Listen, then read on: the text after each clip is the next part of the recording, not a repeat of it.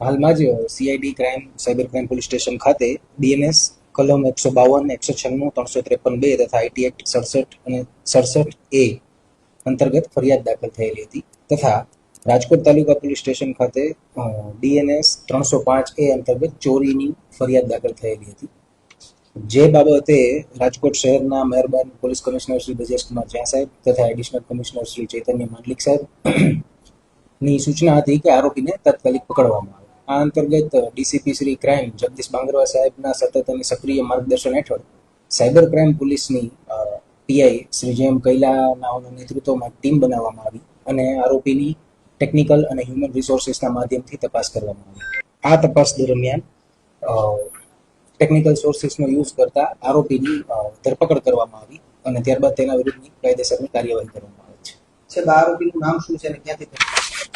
આરોપીનું નામ આસિફ હમીદભાઈ કુંઢા છે, જે 20 વર્ષનો છે અને તેની ધરપકડ હૈદરાબાદ ખાતેથી કરવામાં આવી છે. પાછળનું કારણ શું હતું? સોશિયલ મીડિયામાં વિડીયો બનાવવા પાછળ કોઈ સસ્તી પ્રસિદ્ધિ કે કોઈ? હાલ તે અંગે ડિટેલ ઇન્ટરોગેશન ચાલુ છે, જે આગળની તપાસમાં ખુલશે તે જણાવવામાં આવશે.